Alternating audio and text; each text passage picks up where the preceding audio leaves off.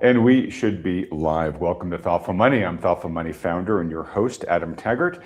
Welcoming you here for another macro monthly update on a Wednesday with the macro maven herself, Stephanie Pomboy. Hi, Steph. How are you? I'm great. How are you? I am good. Good to see you. I hope the past month has been good to you. I hope you had a good Thanksgiving. I hope you're looking forward to the Christmas holidays. Yeah, thank you. Merry Christmas. I am looking forward to it. It's 80 degrees here, though, so it's hard to feel really Christmassy, but Wilhelmina has her Christmas nutcracker out. I had to set that aside so she didn't decide now is the time to play. That's great. It's much more winter-like conditions here in Reno. And actually, I'll just apologize in advance if folks can hear the wind howling outside the window here. We moved here about 2 months ago or so, and there have been a couple bouts of like 100-mile-an-hour plus wind gusts, and we missed the past couple ones. We were away for the weekend or whatever when they were happening.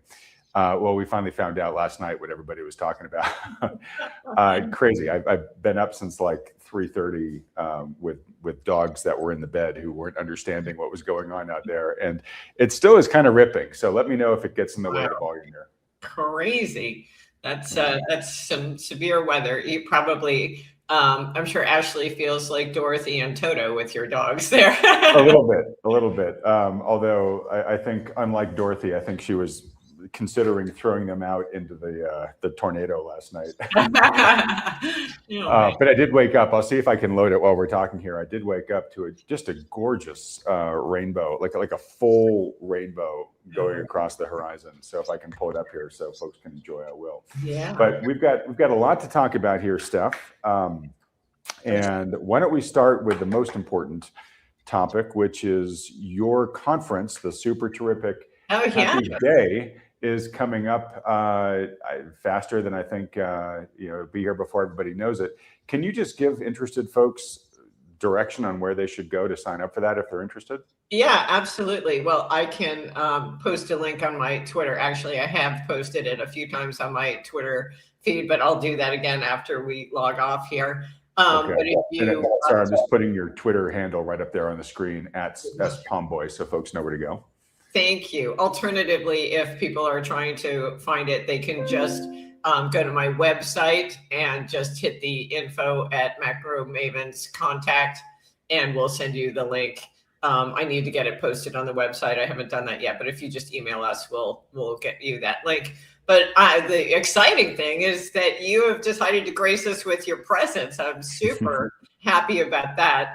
It's going to make it even more of a spectacular conference. We did this for the first time last year and had such great feedback from people. I mean, it was not like any conference I've ever been to, because there was such a sense of camaraderie between the speakers and the audience. It was kind of like a big family in a way, having a conversation about, the big investment themes of the year.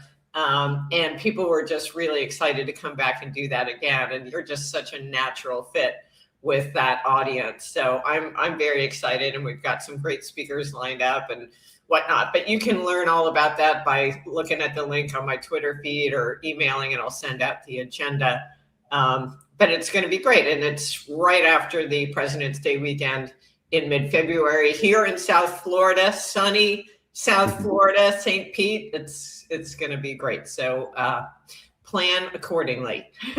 All right. Well, look, it was a huge honor to be asked. It's a real privilege to go there. So folks are thinking about going and decide to go, I look forward to meeting you all there. And that's really one of the things that I don't do too many live events during the years, just because this gig keeps me so busy. Yeah. But I really appreciate it when I do, and you get to actually interact, face to face in real time. It's really helpful for me to talk to people that watch this channel, and I get some of my best ideas from those conversations. But as an attendee of these things as well, it's really great when you get the opportunity to not just sit in the audience and hear somebody on the stage, but to actually get to interact with them, off the stage. You're really in your conference, from what I understand, is kind of that on steroids, where you're all kind of mingling together. It's not necessarily faculty and audience, right?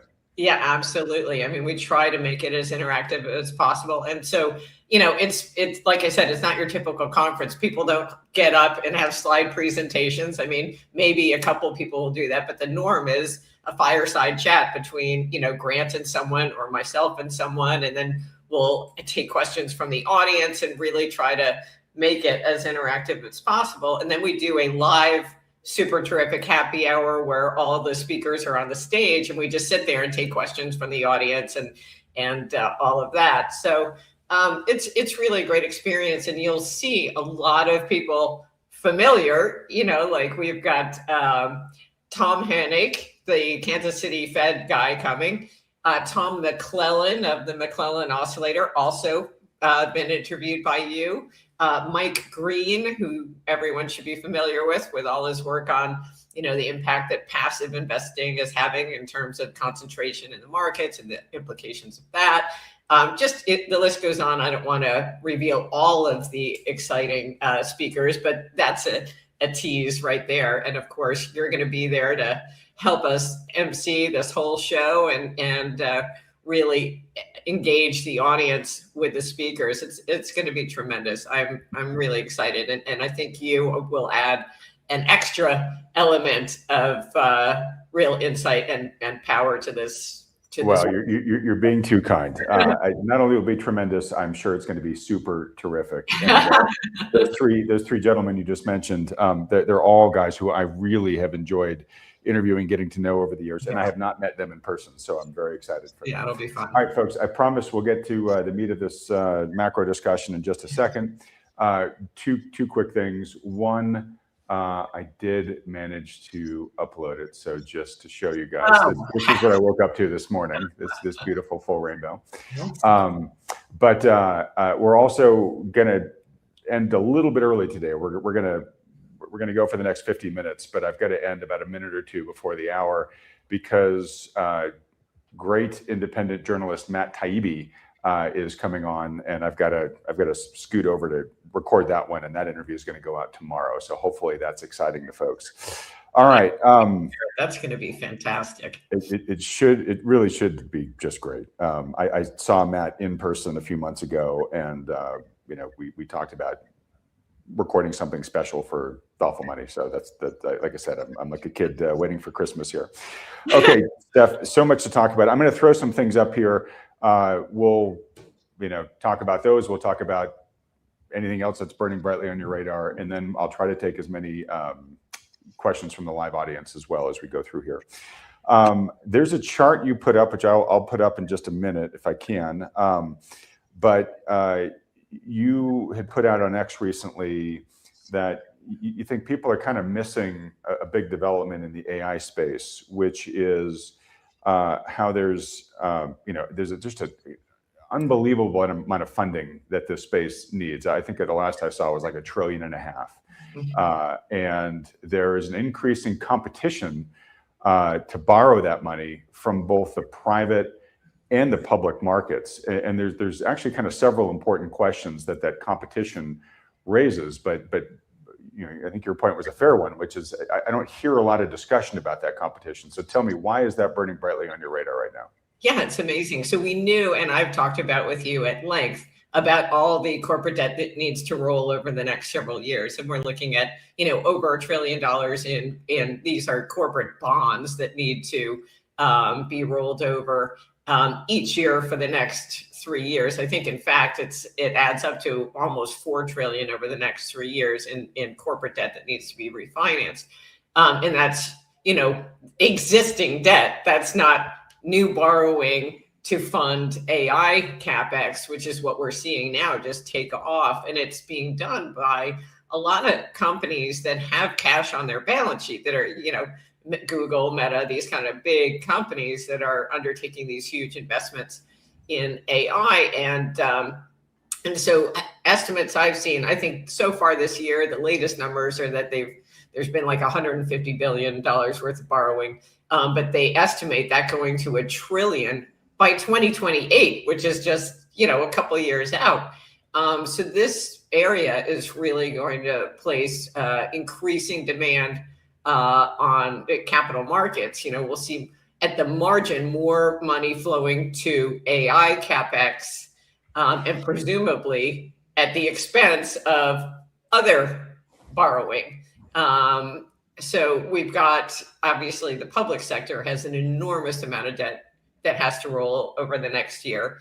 I mean, we've got 7 trillion in T-bills outstanding. So you know that each year, pretty much, we've got to roll at least $7 trillion unless we start to shift the composition of issuance. And right now, Treasury Secretary Bessent shows zero inclination to do that. Mm-hmm. So we're looking at 7 trillion minimum from the public sector in terms of demand for capital. Then you've got this, extra trillion in existing corporate debt that needs to roll. And then you're layering on another, could be $1 trillion in terms of funding AI CapEx. And then you've got state and local borrowers, and obviously you have consumers who need to borrow. We've got margin debt that's hitting all-time record highs. The demands for capital are just intensifying. And so I think there's a question as to, who's going to get left out by the wayside. Right. And I'm thinking, it remains to be seen, obviously, and a lot will depend on what the fundamentals look like in terms of the healthy economy moving forward. But when you think about my pet topic, which has been the misperception about the strength of corporate balance sheets and the idea that, there's plenty of cash on hand because people look at the total and they don't look at the fact that all the cash is held by the top 10 companies and everyone else is basically nothing. And, the bottom 50% can't rub 2 nickels together. So the question is, if you've got a very top heavy sort of corporate sector, and yet you've got, junk spreads that are pushed to the mat. If you're an investor and you're given an opportunity to extend more credit to some junk rated borrower or to lend money to Google, it seems to me like for the amount of extra yield you're getting for taking that massive risk by going down the credit curve, you might decide, hey, maybe I want to actually shift and take advantage of this opportunity because these companies weren't really big borrowers, Mm-hmm. So now there's potential crowding out there of sort of marginal credits. Or you could see perhaps a barbell where people continue to lend at higher rates to the real junk companies, and then they're lending to these higher quality borrowers. And that BBB segment of the investment grade universe, which is more than half of the investment grade universe now, gets completely left by the wayside, in which case, that would be really an existential threat for those companies again, because they all have this massive amount of debt that needs to roll over the next several years. So it's just, I'm just throwing that out there as a topic to think about because there's a lot of acknowledgement about this capital demands from AI, but not as yet any connecting the dots to what the implications are for everybody else who needs to borrow as well. To say nothing of the federal government and, the competition for capital there, because presumably if you can lend to the government at 4 and you can lend to, Google or Meta or these other companies and pick up a little more yield, that might actually be more compelling to some investors. All right, so let's pull at a few of those threads here.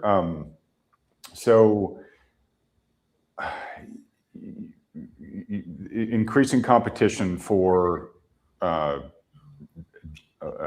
debt buyers out there, right? AI complexes raising all this debt. The government has to raise the 7 trillion that you talked about, or roll over the 7 trillion, and we've got the debt maturity wall, which you and I have been talking about forever, right? Yes. So you can argue that the AI debt is productive debt, that we're going to get some sort of future return on that spending, right? I mean, you could. There's a huge debate about that, but yes. It's debatable, but you can make the argument, right? You can't make that argument with the debt maturity wall or with the Treasury rollovers, right? Yeah. That's debt that was taken on in the past. Whatever economic benefit we were going to get from it, we got from it. Now this is just living with the legacy of this, right? So, a fair amount of this competition is going to be taking money that's going to go to things that don't have a return on them. Right. So you raise a really good question here, which is like, all right, to the extent that there just aren't infinite debt buyers out there, what is this race crowding out? Like, what other things that we could be investing in as a society are not getting fed here? The smaller but more innovative companies on the public side, rebuilding key infrastructure, things that we could get long-term benefits from. Like, what's the probability you think we'll look back at this scramble right now and say, we shoved a lot of capital into stuff that just really didn't do anything for us? Yeah, well, I mean, I think even around AI, there are a lot of people who liken this, I think, correctly to the dot-com bubble, which is to say that the internet was a thing. Dot-com was a thing. It didn't go away. There were just a lot of companies that came into existence then that don't exist today. So you started with an idea that was valid, and then you had a tremendous amount of money, let's say, that went into irresponsible malinvesting, and that ultimately got flushed out. And I think, you can draw the parallel to AI today, where yes, obviously artificial intelligence is going to be with us. It's, something that will be durable into the future, but that's not to say that there won't be a tremendous amount of, let's say, creative destruction as we flesh out the wheat from the chaff, as it were, in that space. But, in the interim, it's this question about the push and pull between, I believe, this happening against the backdrop of a public sector trying to finance the largest deficits in our lifetime, and doing so with T-bills that require constant rolling over. So, if we got 7 trillion that we've got to do, that creates a different backdrop from what we've seen in prior episodes, where you have these kind of malinvestment bubbles, these credit bubbles, where at least you didn't have massive competition for capital coming from the public sector at the same time. Right. So this is unique. And if you have, again, it comes back to what is your outlook for the economy? Because if you think that we're actually going to head into a slowdown, God forbid, a recession, that public sector borrowing requirement is only going to increase further. So, the deficits will expand from a, counter-cyclical standpoint. So that's just going to be another moving part in this drama. So I'm just speculating, my comment about the triple B swath of investment grade is, something I think is a potential implication, but one which, time will tell, and it will depend greatly on the outlook for the economy and where we're headed, and, whether the one big beautiful bill does in fact create this kind of liftoff in the first part of next year or not. So a lot of things that are kind of up in the air, and we'll bear watching. Okay. All right. I want to pull on this thread a little bit more. Steph, if you are not back-ended, I now have a little bit of flexibility.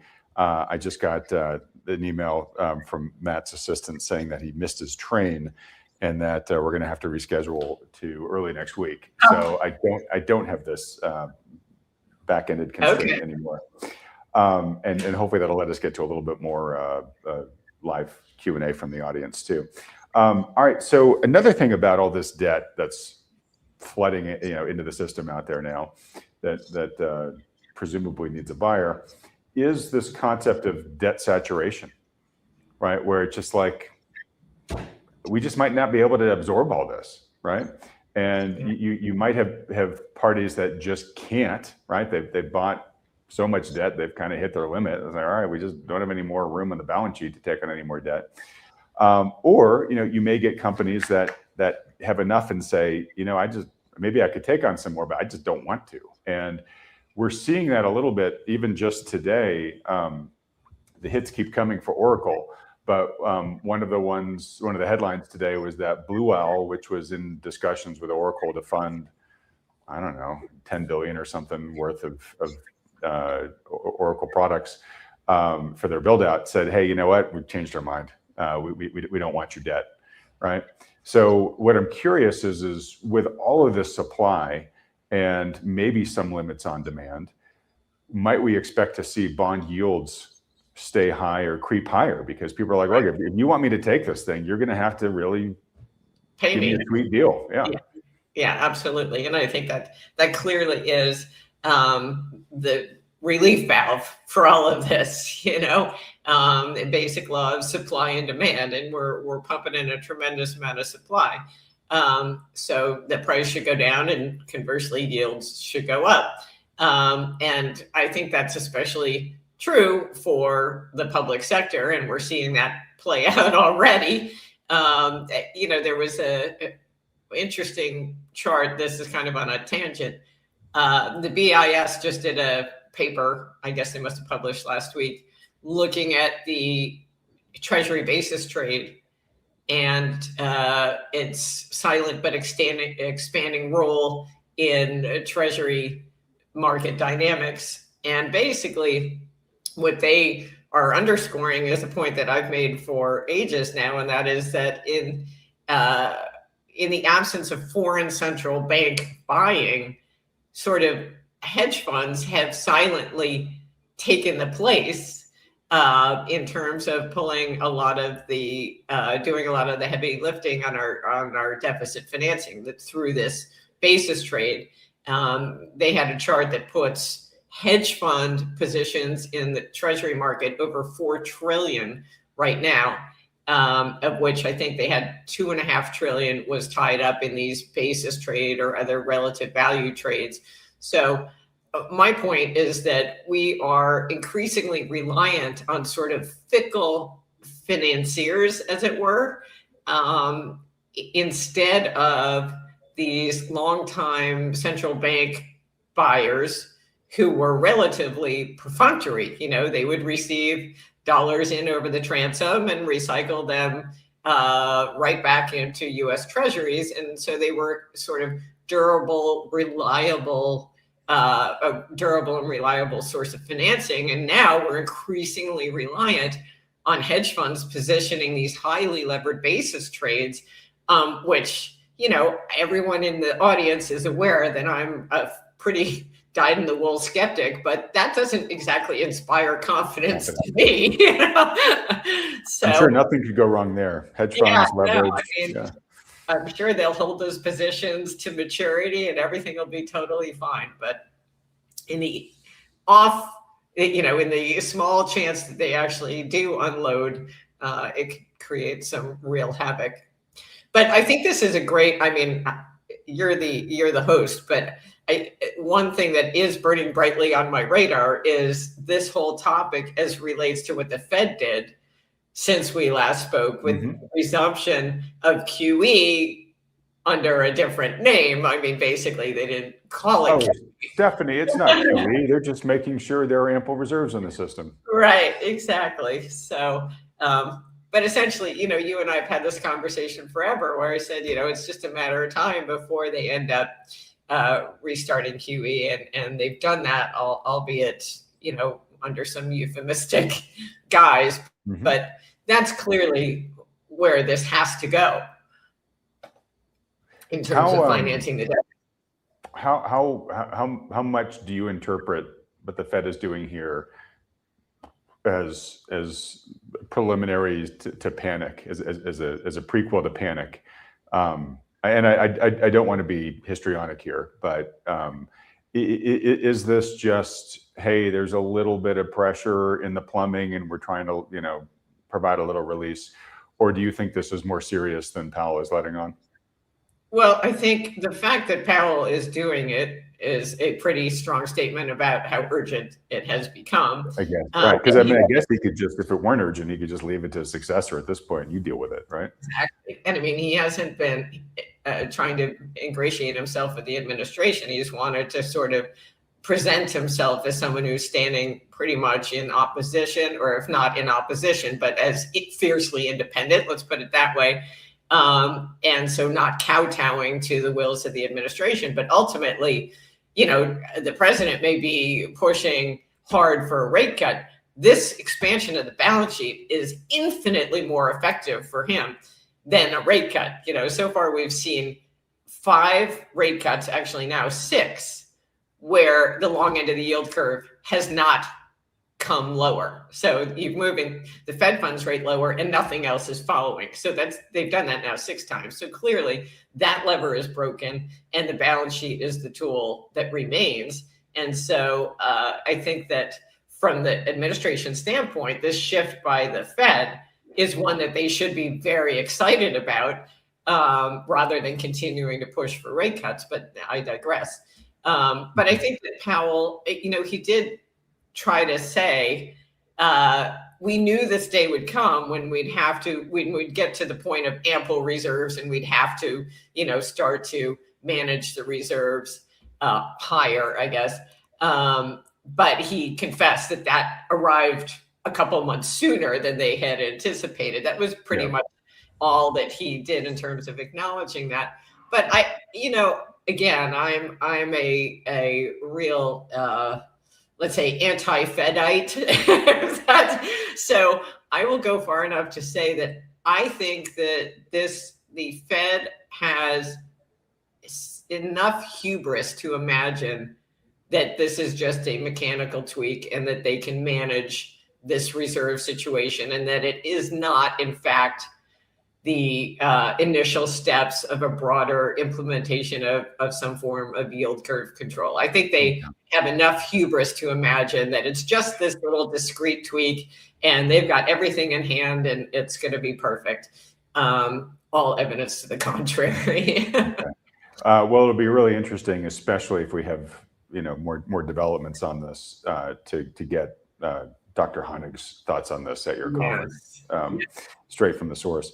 Okay, so Stephanie, I have to come up with the titles for these live streams before you and I have talked.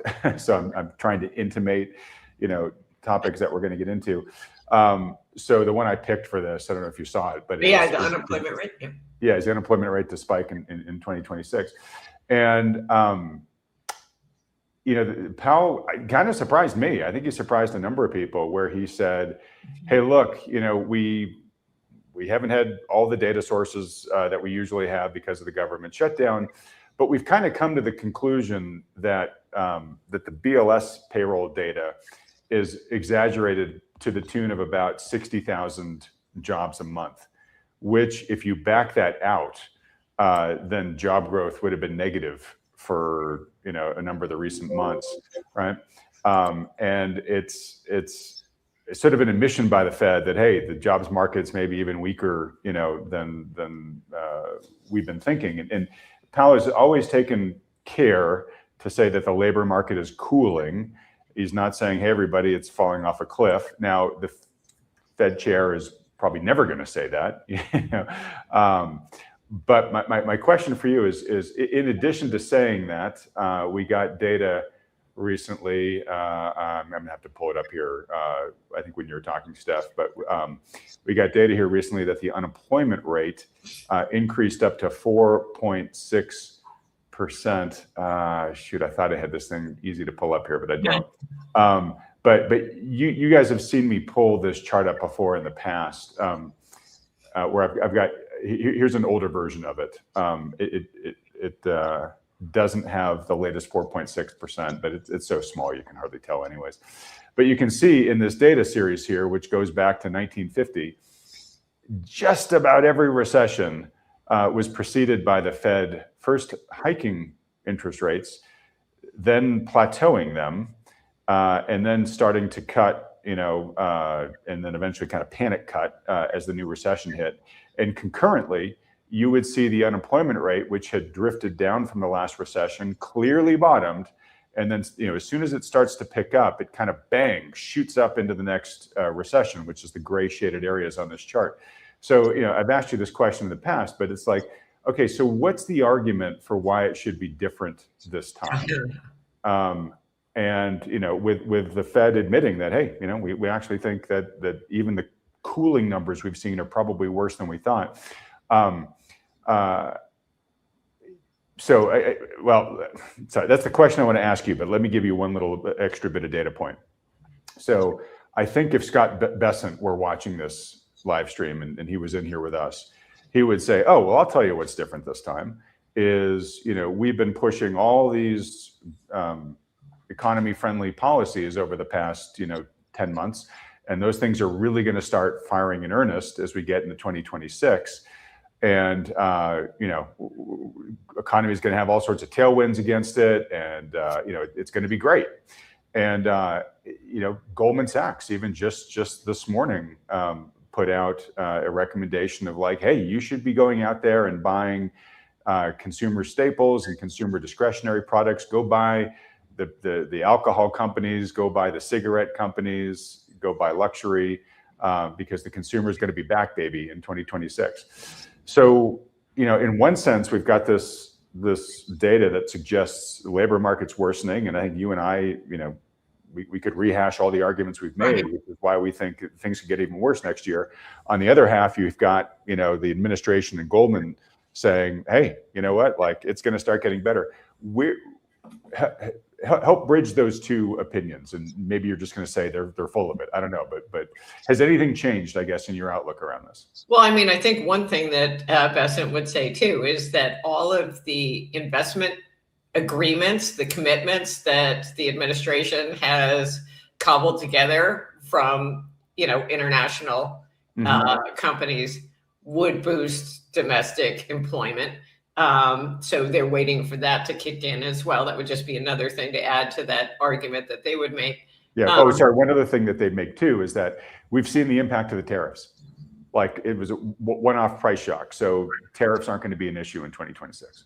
Yeah. No, absolutely. And I guess that kind of dovetails into a point I was going to make. And that is that, you have to think about what we've seen in the way of employment growth in the context of profit growth. Because profits is the number one input into employment. You don't hire more people if your business sucks or is getting worse, right? You're quite the contrary. You're doing the opposite. So generally, the nerdy economist chartist in me would overlay employment growth with profit growth and have a hard time distinguishing one line from the other because they just move together. So to hear Wall Street tell it, profit growth is phenomenal, and yet employment growth sucks. So something isn't giving you the right reading. And when you look at consumer sentiment surveys and personal income and whatever, it wouldn't appear to be the profit numbers that are giving you the wrong. I mean, the employment numbers are giving you the wrong. If anything, the employment numbers probably overstated. Yeah, and I'm sorry to interject, but is the reason the profit numbers may be giving us the wrong signal is that the profits are all in the hyperscalers. Yeah, exactly. Right. So, yes, the S&P has high profits, but they're in 10 companies, and the remaining 490, which is where the vast majority of the jobs are sucking wind. Precisely. Yeah, that's exactly where I was going to go with that. That now you're talking about, again, this haves and have-nots in the corporate sector, and people look at the averages and draw grand sweeping inferences about the health of the corporate sector, when in reality, we're really talking about 7 or 12 companies, and everybody else is in a totally different situation. And you need only look at corporate bankruptcy filings. And I know I'm a broken record on this, but every time we talk, we have a new update, and it's worse than the last one. Okay, and that was going there. Okay, yeah. So the beatings continue. Yeah, I mean, now we're on track. This year will be the largest year for corporate bankruptcy filing since 2011, which obviously was the back end of the financial crisis. Yep. So in terms of, when you look at a chart of bankruptcy filings and you go along and then you get 2008 and you come down to 2011, then you go along and then you come up to now. The only reason it's the highest since 2011 is that it was coming down to this point in 2011.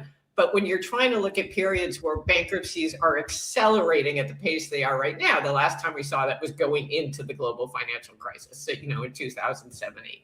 So this is obviously not a backdrop that is reflected anywhere in the market averages where the presumption is that every company is doing phenomenally well, when in reality, this is why you're seeing this massive corporate bankruptcy cycle and employment that is far weaker than you would naturally expect it to be relative to the printed numbers on S&P earnings. Okay. So I want to ask you about retail sales in just a second, because obviously as retail sales go, we're still a 2/3 driven consumer economy. If retail spending gets compromised, that obviously, would be highly correlated with, or highly likely to generate additional layoffs. I just want to note, I don't know if she would say the same thing, but as you were talking, I was just remembering a conversation that I had with Anna Wong, who's the chief economist at Bloomberg Economics. And this was probably in the first half of 2025. And the employment rate was starting to creep up. And she had one of the highest, maybe it was even earlier than that, but she had one of the highest unemployment projections on the street, which eventually proved to be correct.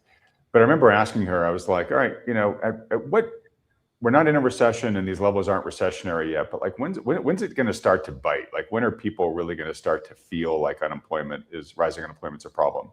And I remember she said, once we cross like 4.5%, she said, I think that's when people are really going to start to really feel it. Well, now we're at 4.6%, right? And I've done enough of these interviews to know that in a K-shaped economy, the top half can be feeling just great, and the bottom half can literally be in their own personal recession.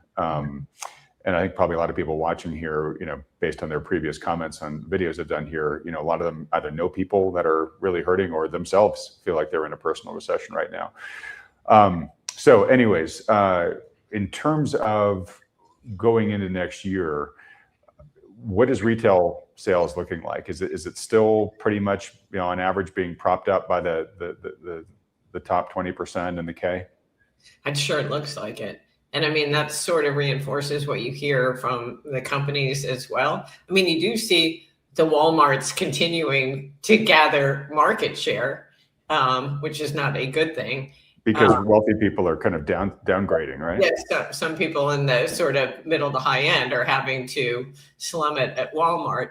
But to the point on employment, a couple of things. Number one, this has been presaged by the consumer confidence and sentiment numbers for months and months, that the consumer has identified weakness in the labor market that has been universally poo-pooed by Wall Street, which basically says, they're just regurgitating what they hear on CNN or something like that about how awful things are. And in reality, they're really not that bad. But if you overlay consumer expectations about the labor market or current perceptions, it leads the unemployment rate. Like they have a much better handle on what's actually happening on the ground, not surprisingly, than the statisticians, be they in the government or on Wall Street. The second point I would make is that we've seen for a long time, I mean, at least 9 months, this situation where you've had the stock market levitating and the quits rate collapsing. And generally, when the quits rate, that's people who are just getting up and quitting their job without having another job lined up.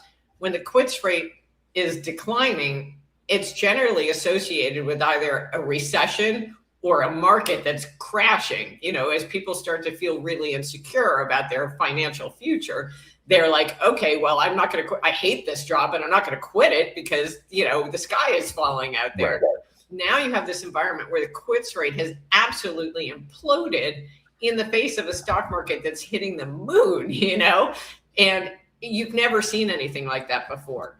So there's clearly, it's just to me another example of the underlying stress that middle to lower section of the consumer is suffering, that's being masked by this bubble in financial assets, that is the focus of Wall Street. And then, of course, Wall Street's focus on that is reinforced by looking at earnings that are skewed by the top 7 or 10 companies. So it's like this kind of echo chamber of Yeah. good news, while the rest of the consumer just continues to get, more and more into the muck.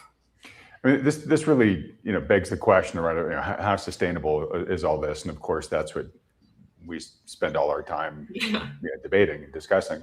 And this does make me think a lot about hey, I'm not sure it's a K-shaped economy anymore. It's more like a lowercase I-shaped economy, where there are just not enough of the people with the wealth to matter in the employment data, right? They become such a small enough percentage that, they're doing great, but because so many people are in the bottom half of that eye now, that's what's driving what's happening with the employment data. So like the quits rates, right? Even if everybody in the dot is keeping their job, doesn't matter anymore because there's just so many people in that bottom bar that are unhappy.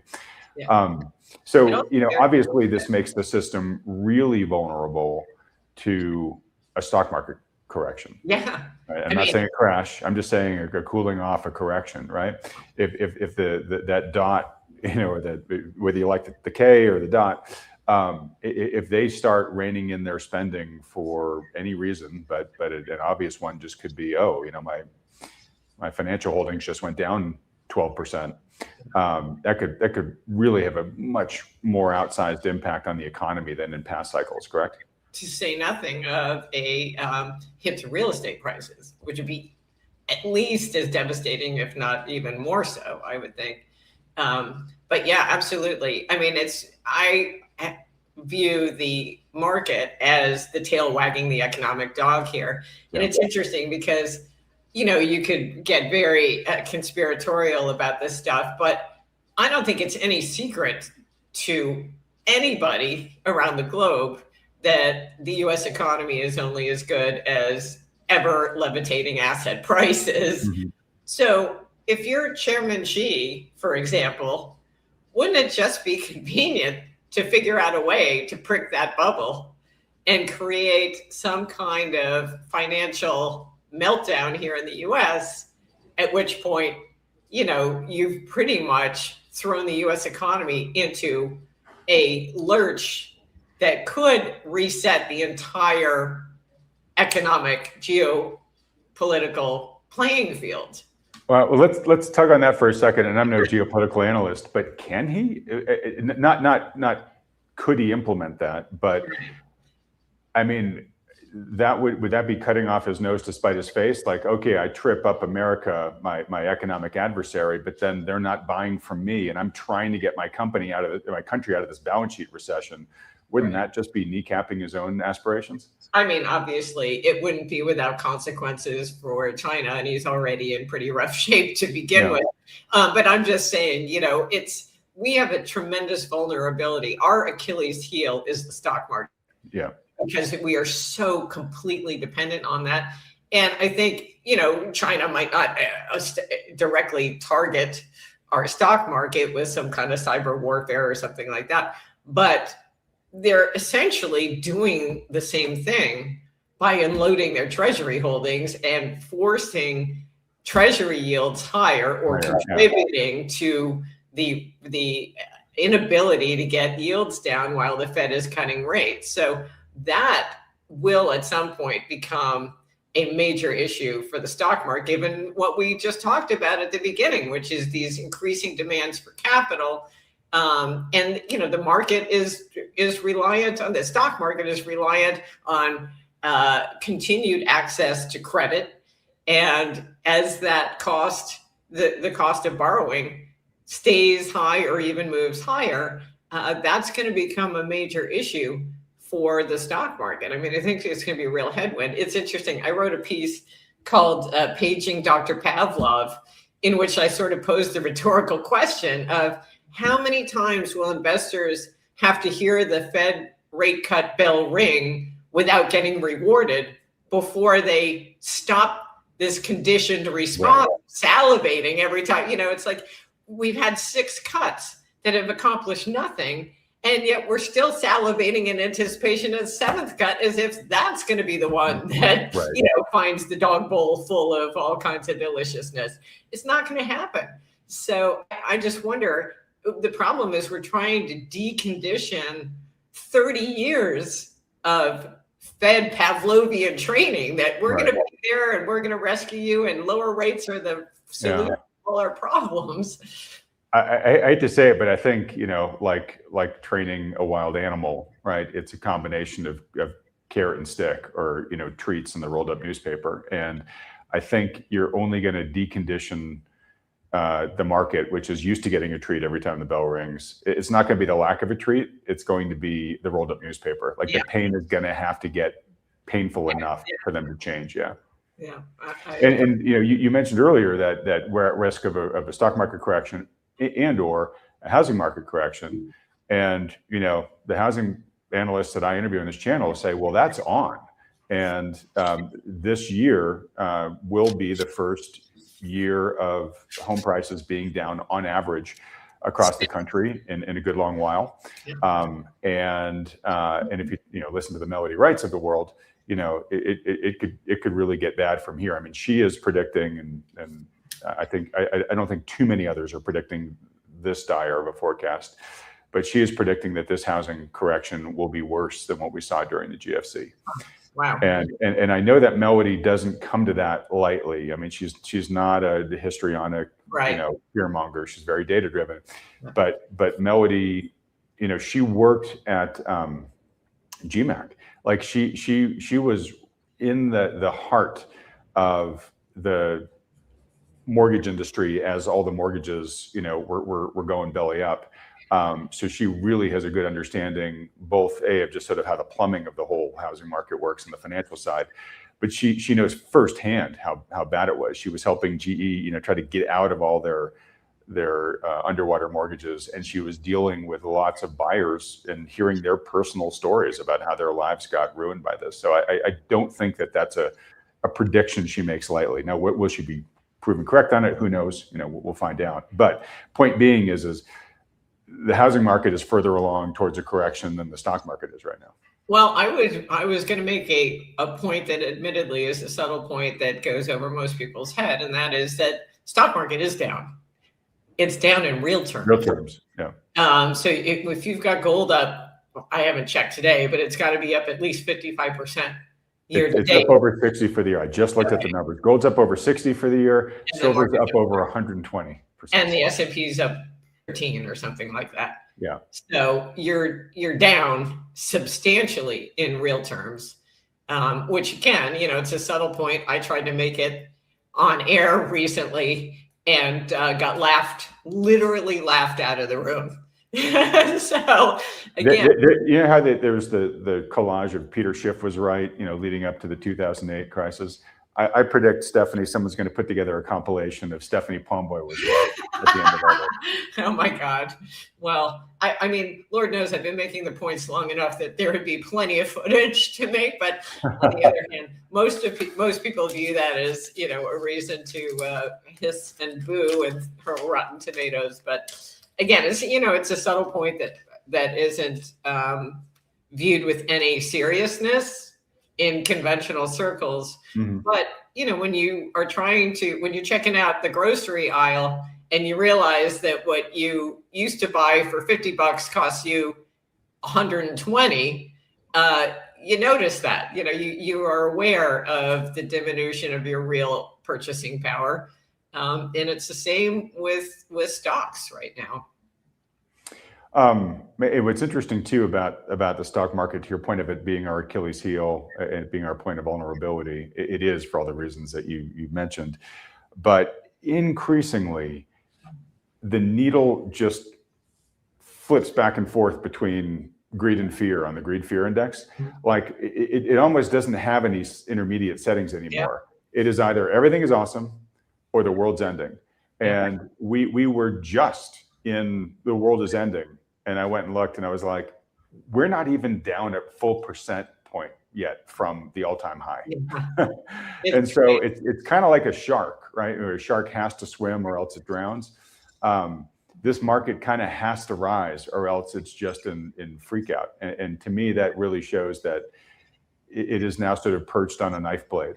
And, as long as it can continue walking up that knife blade, I guess we'll be okay. But the further it goes up, just a little bit of, little breeze one side or the other that it's not expecting, could potentially upset everything.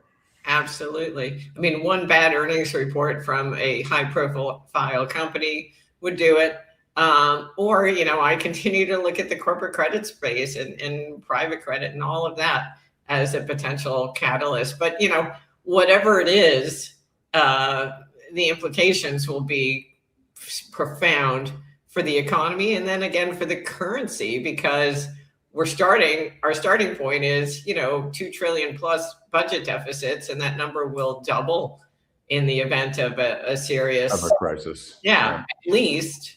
And, where is that money going to come from? So to that point, I thought I had sent it to myself, but I didn't. But I read another headline or an article this morning that talked about how, to your point about, the massive amounts of private lending now, that the bailouts, the next bailout is going to be both a public and a private bailout. And one of the reasons why I was so confident about private lending need to be bailed out, and I can't remember the exact stat, whether it was half of the debt or a third of the debt, but it's both big number in either way. But basically a third or a half of the debt held by the insurance industry is private credit now.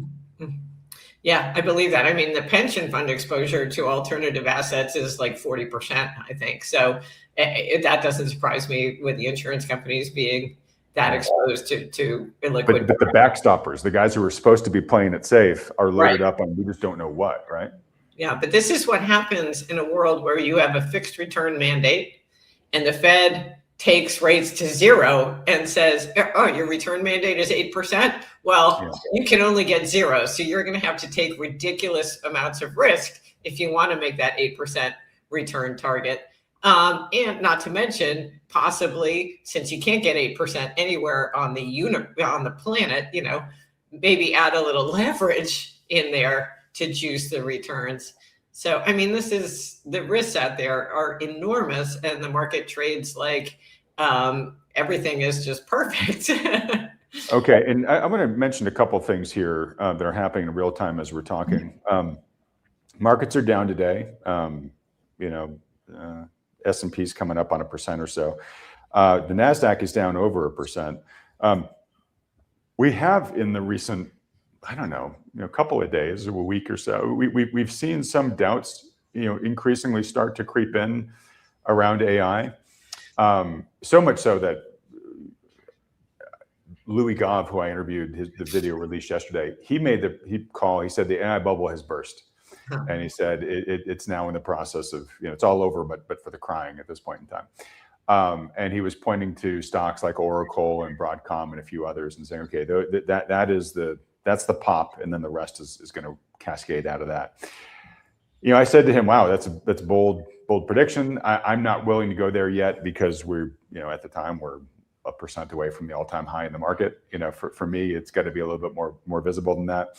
But we are seeing some challenges there, and Bitcoin, which has sort of been the most risk-on of risk-on assets, has been struggling, and it's now down again today to 86. But it's had a really tough time, reclaiming its 6-digit valuation, being above 100,000 a coin. Yeah. We'll see what happens there. All I'm saying is we're seeing, some of the early indicators that we would expect to see if the bloom really starts coming off the AI rose here. Concurrently, 10-year bond is hanging out at 4.16 right now. So that's gone nowhere. To your point, we've had all these rate cuts. We've announced QE again, but it's not bringing that down. And then gold is up today again. It is about 43.60 right now. And silver, talking about gold futures and silver futures are now at an all-time high above 66. And Steph, I know you were bullish on gold and silver coming into this year, but I'm going to bet this is going to be even higher than you thought they would have gone this year. Oh yeah, well, silver for sure. So that has been a moonshot, tremendous. I mean, I think at the beginning of the year, wasn't it 25? Somewhere around 25, I believe. Yeah, like I said, it's up 120%. So yeah, it's about right. Yeah. But this is a tremendous move. I do think that it's just a little bit under 30. Okay. Yeah, I mean, I think the case just gets stronger. And, I had talked about at the beginning of the year that we would have to go to QE. I've been singing from this hymnal for a while, and that was just for it. And now we're just barely opening the door on that. So I think obviously the future is bright for precious metals. The other point I would make, and it gets back to this whole conversation about capital demands and our bloated fiscal situation, and that is there's a fabulous chart that I saw the other day that overlaid the gold price with federal interest expense, and it's a perfect parallel. They just, you can't tell the lines apart, and unless you expect some relief on the interest expense front, it just looks like gold. It's just clear sailing. I also have done charts way back that overlaid the Fed balance sheet with gold actually leading changes in the Fed balance sheet by over a year. Gold, like sniffing it out.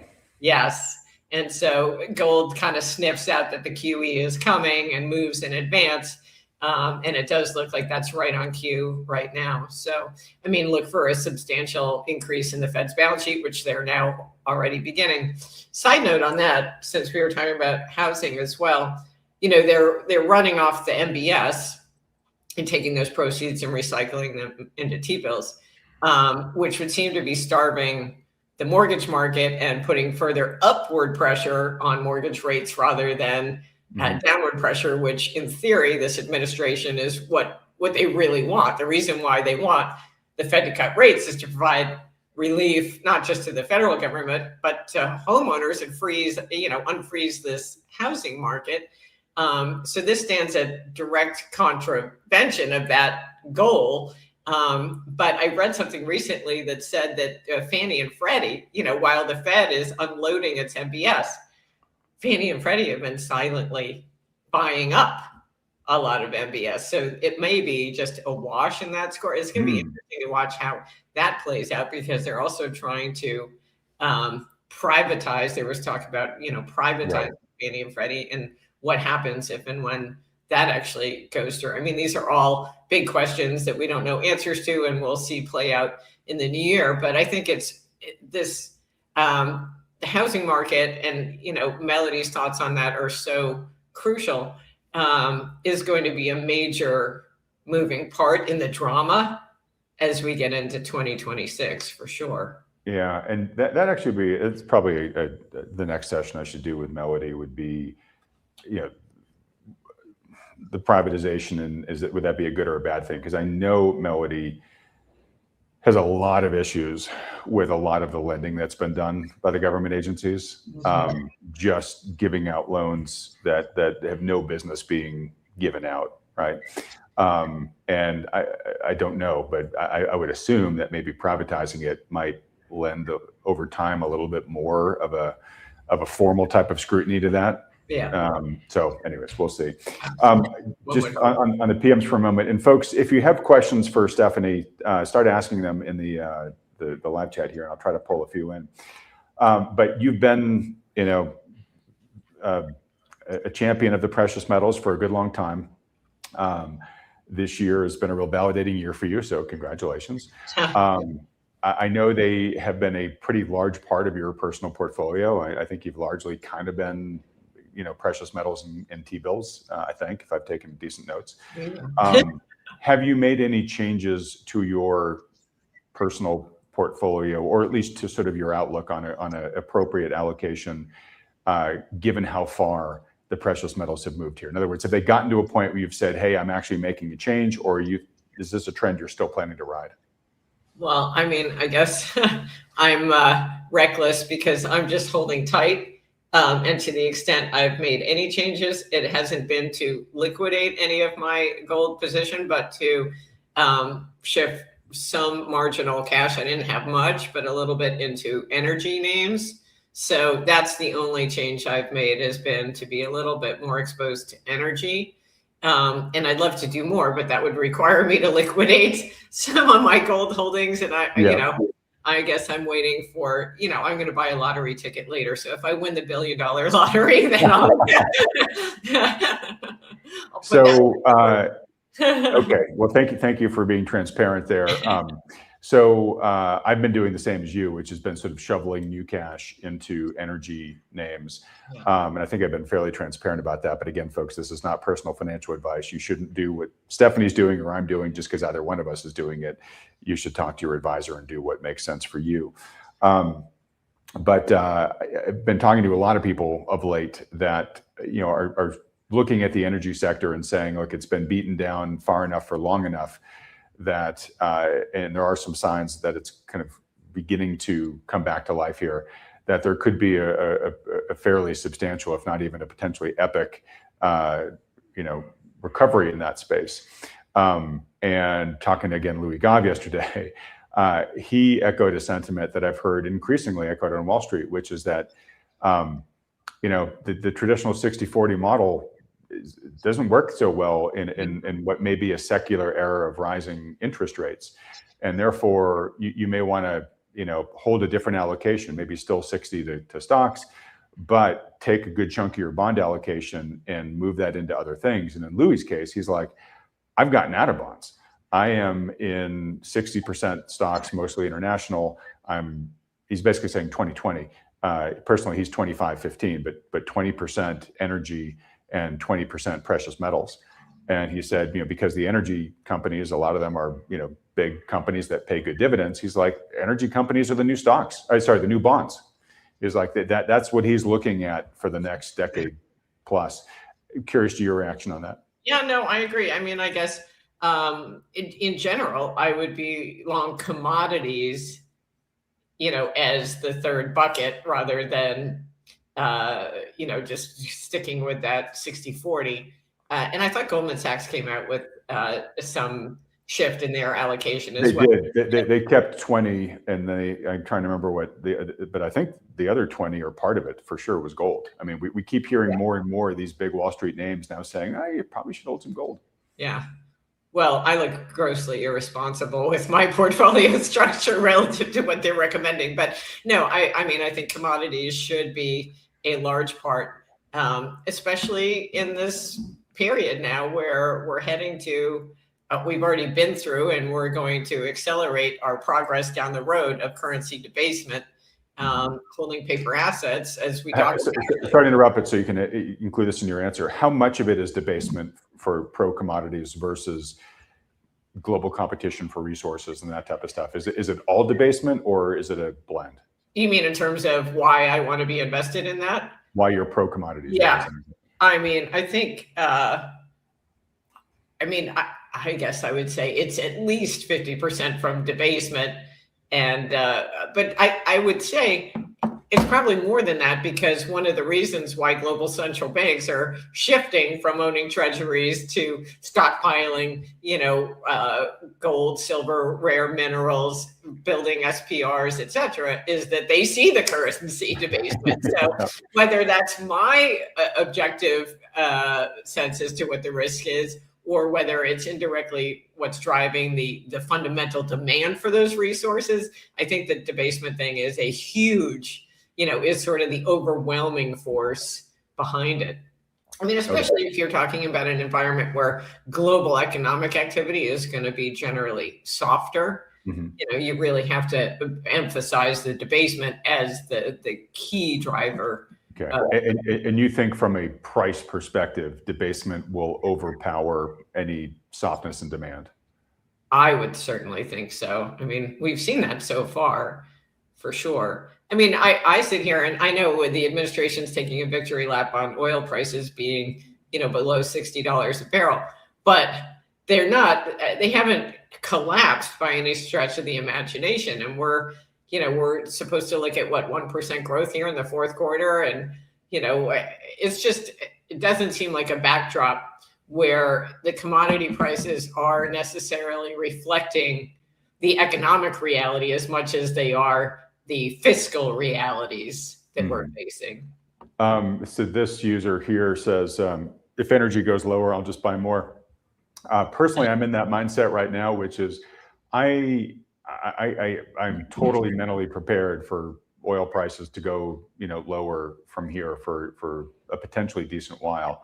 And I'm looking at that as a good dollar cost average way to continue to add to my positions. I don't think it's a guarantee. So, we could find something that happens that, all of a sudden pops oil. So I'm not telling everybody to take lower prices in the future to the bank. But personally, given where I see this industry could be, it's increasingly smelling to me the way that the precious metal complex and the precious metals mining companies smelled to me several years ago. So that's the type of recovery I'm hoping to enjoy. Who knows when? 6 months from now, 3 years from now, I don't know exactly when it's going to happen. So on silver prices and oil prices, Steph. So an ounce of silver now buys more than a barrel of oil. And that's only happened, actually, I put up a chart that showed this has only happened once before. It actually has happened twice before, but the second time was like a millisecond blip, and that's when oil basically went negative. Right, negative, right.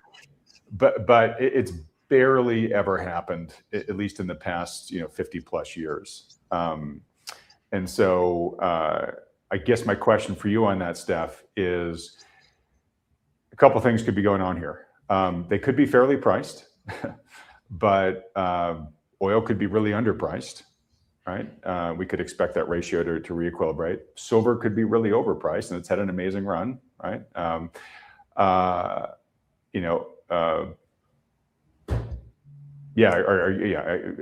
I guess that even though the ratio is now out of whack to where it's been, maybe it's a new ratio and they both go higher from here. I don't know, but what do you have any strong thoughts one way or the other? I don't really. I mean, I guess my sense would be that they're both going to move higher, and that the ratio of the two, maybe oil will start to pick back up relative to silver, but that they're both going to be moving higher directionally. So I don't have a particularly strong or insightful comment to make about that ratio.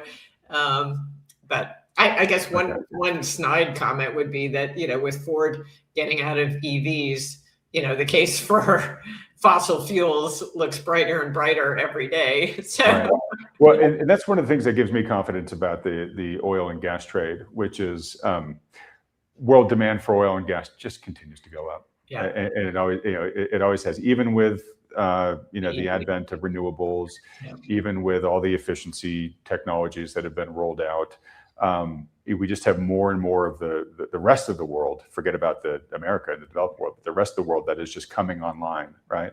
Yeah. And then we're also finding things like, okay, a lot of the kind of green energy stuff that was sold to us isn't going to pay off on the type of timeline that we thought it was. And sure, nuclear energy will probably make a really big dent, at least on the electrical side, and I'm rooting for that.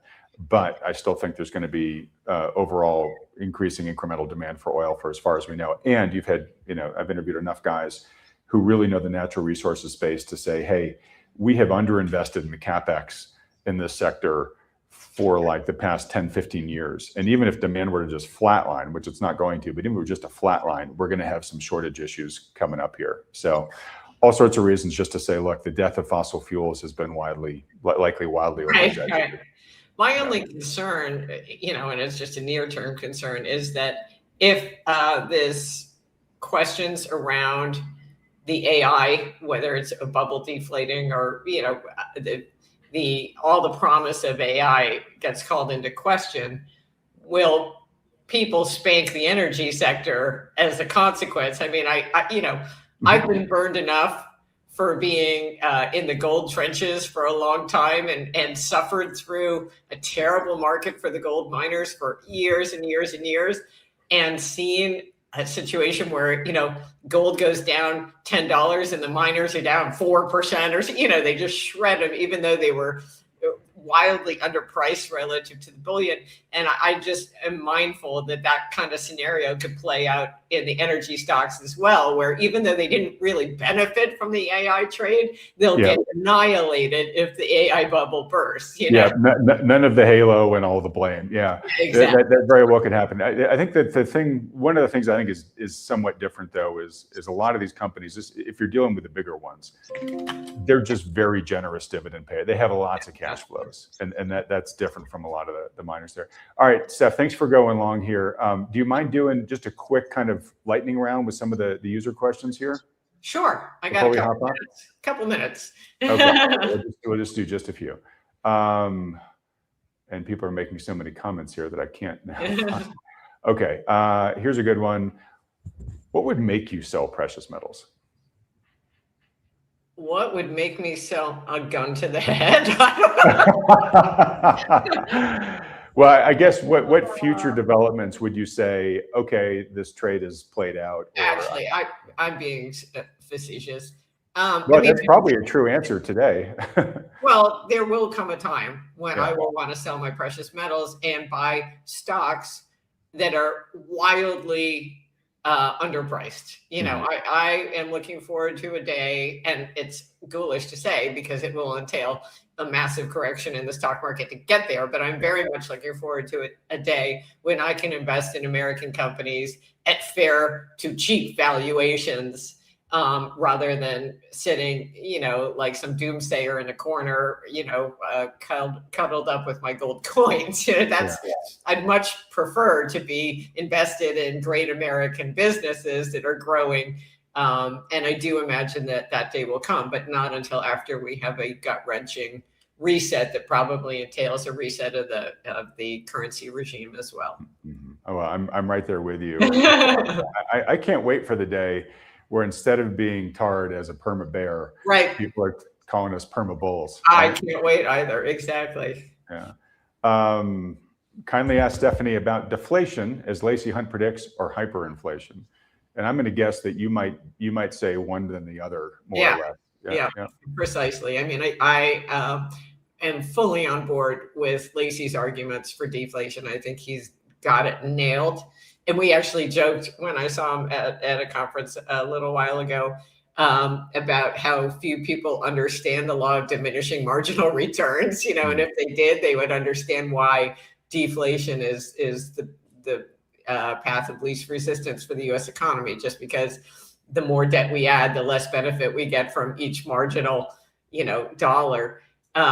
So we just need more and more debt, and that's an incredibly deflationary scenario. And then layer on the demographics on top, and you've got a real recipe for deflation. But the solution to the deflation will be to run those printing presses 24/7, which I think would create the threat of hyperinflation, but I don't think we'll get there because I think we'll be forced to change the monetary regime, the currency regime, before we get to that point.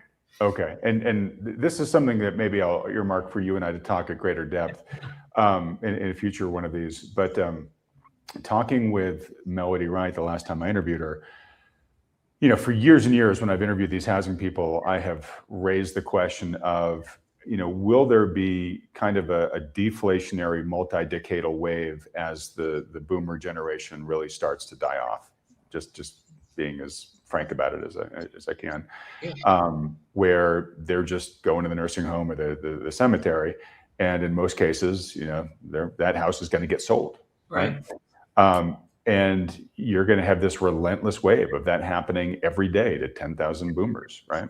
And you know, and they've largely said, yeah, that's probably going to happen. But it was an academic discussion up until my last conversation with Melody, where she said, it started. I can already see it in the data. It is beginning to start now. And obviously that'll depress housing, and that'll have lots of economic implications. But also too, it'll have implications for boomer portfolio's. So in some ways, you can make the argument that, I don't know, maybe it'll be stimulative. All these people are inheriting cash, and then they'll start spending it more. I was going to say, that's the counterpoint, is that the heirs to that estate will suddenly have all that money. And so, you know, there's supposed to be this great wealth transfer that's going to be taking place. So. Right. But here's a question to that, which is, well, who's going to spend at a higher rate? The heirs who get the money, or the boomer who is in their last couple of years, which is where you tend to spend the vast majority of your money on healthcare and stuff. That's what I was going to say. Yeah, to healthcare. And Lord knows that's inflating rapidly. So that's a lot of money that it's sucking out of. So this is a conversation I think that requires more than just 30 seconds to react to. But I do wonder if that big bolus of money that is going to get passed along will be as large as is expected, because I think it might get attrited in the boomers' later years, might get attrited by a big market correction too. That's obviously a big TBD. Might get attrited by falling housing price. There's a whole bunch of reasons why that thing could get really nibbled away before it actually gets passed along. Yep, and sadly, we're both in a position to comment on that from personal experience. So anyway, but yeah. Sorry, last question here, which is, what are the chances of a market-wide sell-off that could cause a liquidation event where even gold and silver get sold off too? I know you get this question. 100%, right? Yeah. Your expectation, though, is that they would bounce back the fastest, right? I mean, I think it would be foolish to presume that gold and silver would be spared, especially given the enormous amount of leverage that's underlying all of these exposures. I mean, we have to imagine that hedge funds, albeit late to the party, have participated in the precious metal move, and that when they're forced to unwind exposures across the board at 10-to-1 leverage or whatever numbers they've employed, we'll see a pretty meaningful hit. But again, I do think that will be very temporary. And I assume you expect sort of like what we saw during the GFC, which is everything gets sold in the downdraft, but then the precious metals recover quickly. And if you were nimble back then, you could have actually traded some of that for really low price stocks, right? Yeah, I mean, I'm not clever enough to do that, which is why, my father had this one axiom. He used to always tell me, never lose position in a bull market. And so I would resist selling in anticipation of that and sooner buy puts or somehow hedge some of my exposure rather than actually liquidating and trying to get clever and figure out when the time to buy is. But I'm not a trader, as everyone listening to this can tell very clearly. Right. It's macro mavens, not TA mavens, right? Right. Yeah. All right. Well, look, in wrapping up here again, Steph, a couple quick things. One, because we talked about silver, I just want to make sure that those of you that haven't already heard Andy Schectman on this program, when silver cracked above $60 an ounce, I asked him if there was anything we could do in celebration of that, and he said, "Yeah, I've actually got a great deal on junk silver. I'd be happy to offer the Thoughtful Money audience exclusively the ability to buy junk silver from me at $1 below spot while supplies last." So supplies are still lasting, as the last I checked. And so if you want to take advantage of that, just go to thoughtfulmoney.com/buy gold, fill out the short form there, and then Andy and his team will help you buy as much junk silver as you might want to buy right now. All right, Steph. And then for you, again, remind people where they can go just to follow you and your work, but also if they want to sign up for the super terrific happy day, where they should go. Yeah, I will go ahead and post that link again on Twitter, and my handle there is @spomboy. So you can look for that, or you could go to macromavens.com and just email through the contact page for information, and we'll send you the link to where to sign up with the agenda and all of that. So, but again, it's right after the President's Day weekend. I think that's February 17th and 18th in St. Pete. So it'll be beautiful. And we'll have fabulous folks there, including Mr. Adam Taggart. Thank you. Well, I'm very appreciative, again, to be invited, but also of the timing. The last time I was in February was for Rick Rule's great symposium, but he does it in the middle of July, where it's just, disgusting. Freaking oven there. Yeah, exactly. Of course, he does it because he says it's the cheapest weekend at the hotel because nobody wants to be there because it's so hot. He's a true value investor. Yeah, exactly. So anyways, I very much appreciate you doing it at a time of year where those of us in winter climes would love to go. All right, Steph, look, thank you so much for being on here. Folks, please do me a favor. Please show your appreciation for Steph there in the live chat or in the comment section below if you're watching the replay. Please let her know you appreciate these monthly times that she comes on and gives us so much of her time by hitting the like button. And then if you've got time, go into macromavens.com and checking her out there. But Steph, can't thank you enough. Thank you so much. And Merry Christmas. Thank you. Merry Christmas to you and to Wilhelmina. You can give her that nutcracker now. Oh, yeah.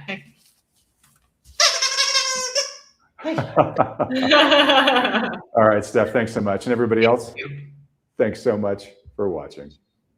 Both when you measure silver relative to gold in the bull markets, like 1979, 80, or 2010, 11, silver versus gold was up in the 3.5% to 6% range price of gold. Well, that would mean relative tripling to get to the old bull highs on the spread. Let's say the 3+%. So, we're not right now well above 1%, but you get up to 3%.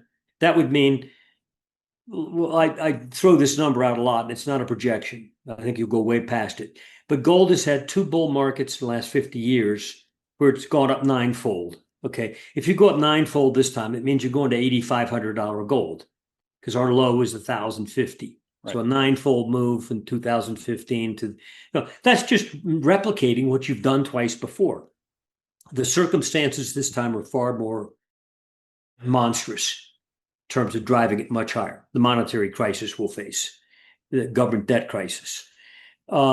So stopping at 8,000 is highly unlikely, but even if you went to 8,000, do a tripling of silver relative gold, silver would be at $240. In past bull markets, silver traded at 3 to 6% of gold's price versus just over 1% today, highlighting major upside if it reverts to historical norms.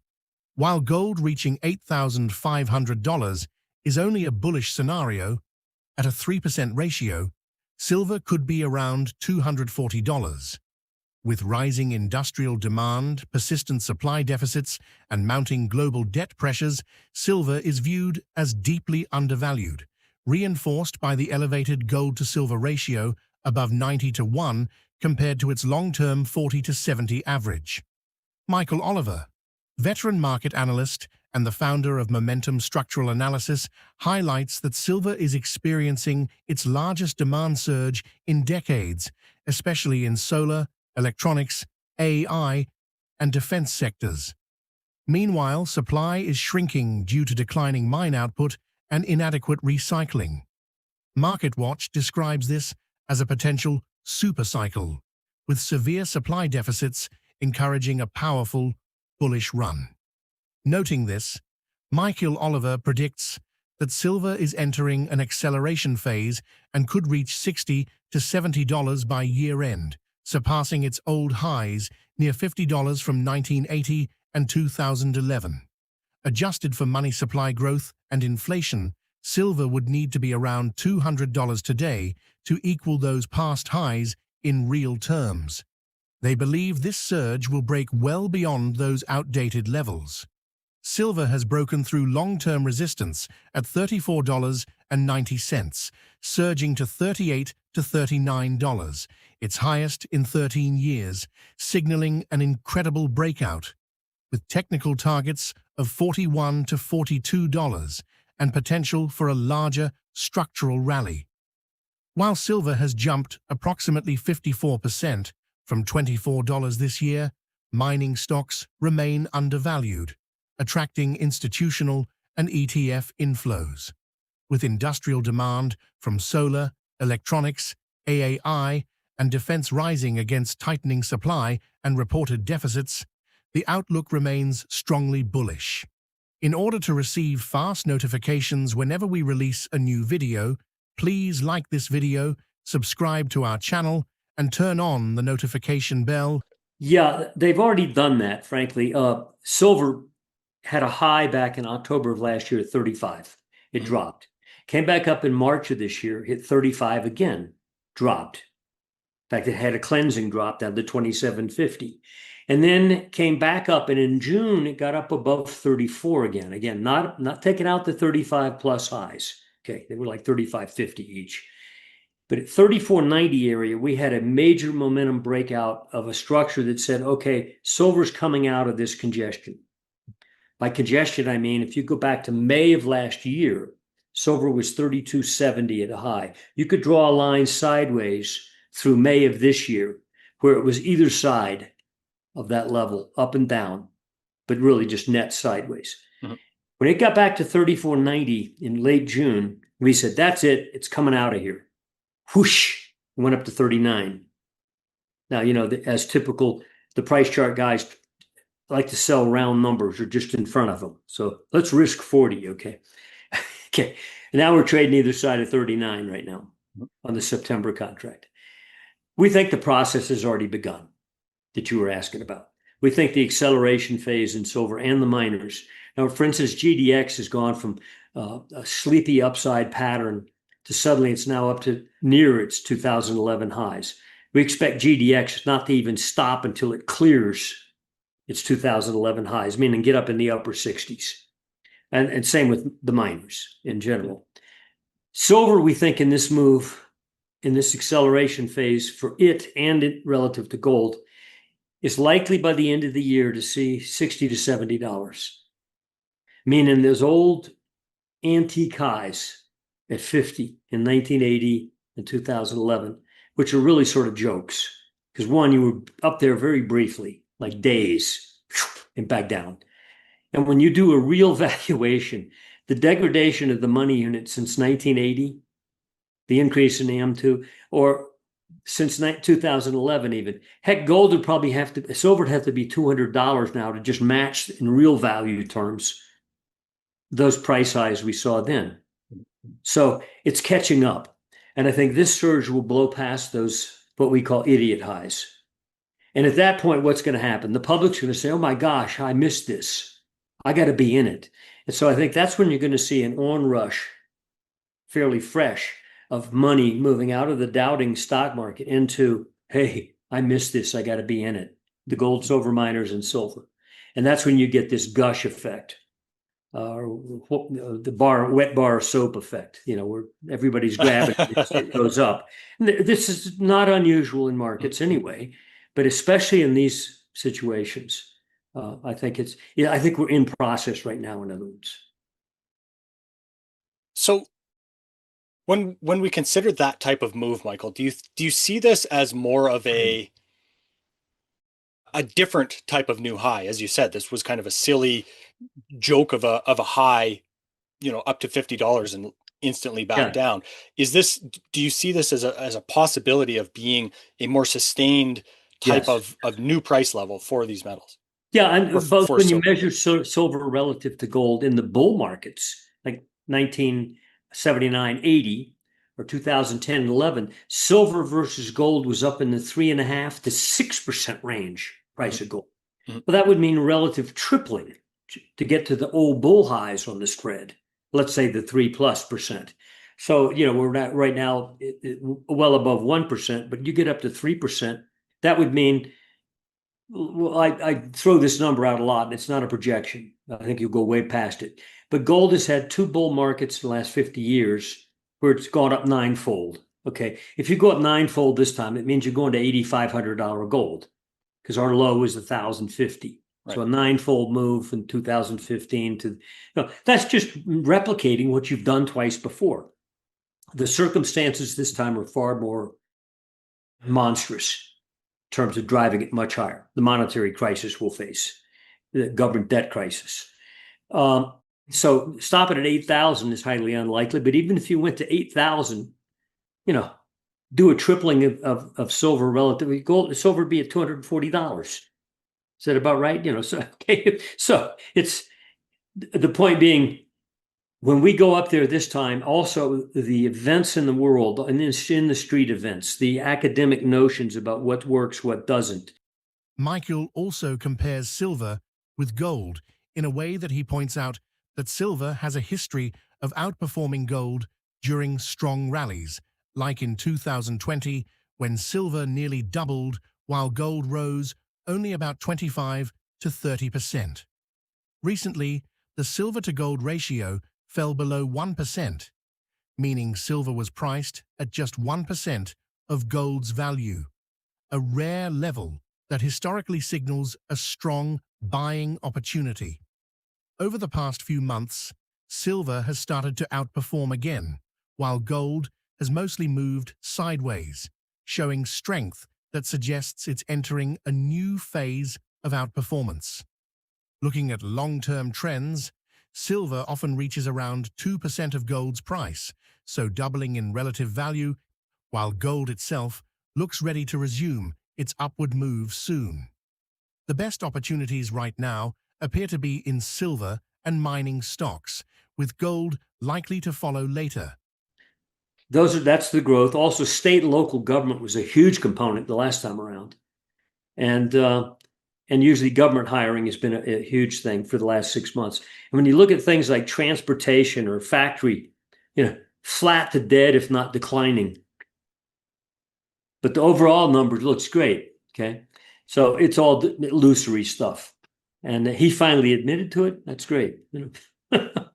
So anyway. So, Michael, we've talked a lot about gold and its reaction here. Do you think we should be thinking any differently about silver's reaction, despite the setup for gold with the interest rates and the equity markets that we've already touched on? I think silver is participating with gold. It vastly outpaced gold in that 2020 rally. Silver almost doubled in price, whereas gold went up about $500, which is like 25%, 30% rally. Silver doubled. So into mid 2020, silver had outperformed gold on a percentage basis. But from 2020 through, the recent low, the silver spread went from like 1.5% of the price of gold down to 1% of the price of gold, even got below 1%.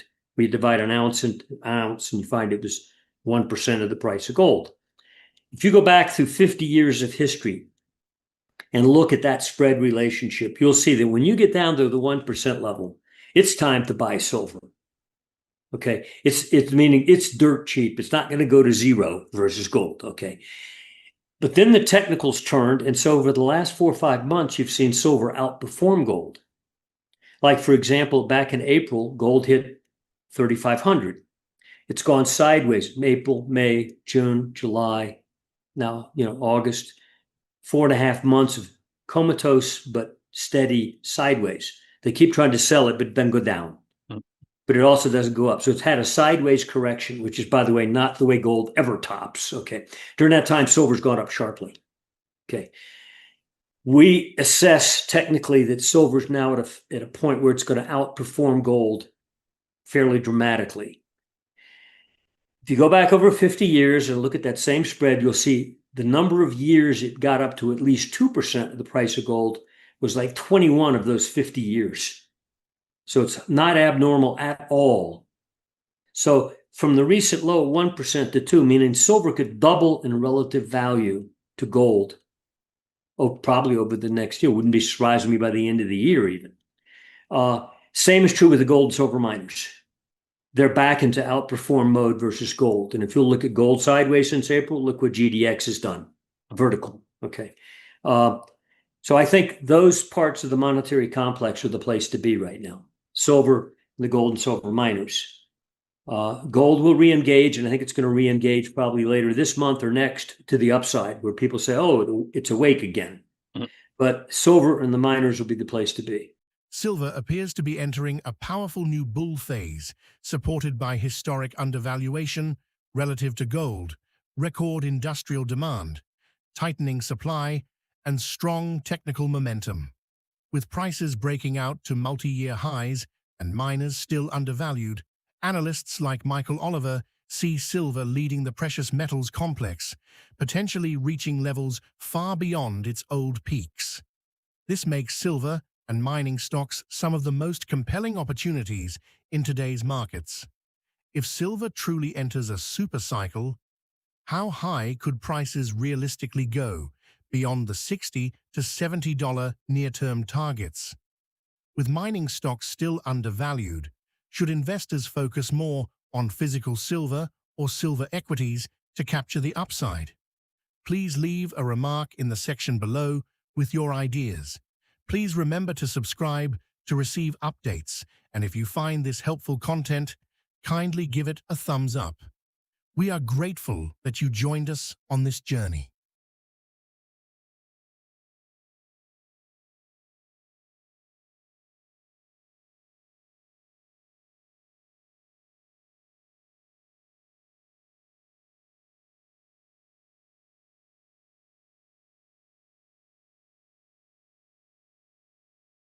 that we're still at above 2.5%, close to 3% in the US inflation, consumer price acceleration rate, and the interest rate has been being cut since 2024. You can see gold is rising because of that, or in tandem with that. So now we are in an environment where, first of all, the Fed is going to cut into accelerating consumer prices, and they're going to cut into an accelerating gold price. That was not the case. This is going to be much worse for the dollar, and it is going to be the end of it because the debt is so much higher now. The end game is coming. It is coming soon. And this time is going to be much worse than 1980 for dollar holders and much better for gold and silver holders, because this time the gains of 1980 will be held and exceeded. U.S. inflation remains near 3% while the Fed continues cutting rates, pushing gold higher alongside rising consumer prices. This policy shift is set to hit the dollar hard, given today's much larger debt levels. Analysts warn that endgame is near, worse for dollar holders than in 1980. But far more rewarding for gold and silver investors, as this time gains are expected to be sustained and even surpassed. Rafi Farber, known as the Endgame Investor, is a financial writer, investor, and precious metals analyst. Recalls that back in 1980, the Fed fought inflation by targeting monetary aggregates, money supply growth rather than just consumer prices. With debt to GDP at only 32%, they could hike rates aggressively, eventually taming inflation and stabilizing the dollar. Today, however, debt to GDP is near record highs at around 120%, leaving no room for similar rate hikes. Instead, the Fed is cutting rates into rising consumer prices and a rising gold market. Unlike 1980, this environment signals a much weaker dollar and far stronger prospects for gold and silver, with gains expected to surpass those of the past. Remember to hit the bell symbol and subscribe as we begin the videos so you don't miss any updates.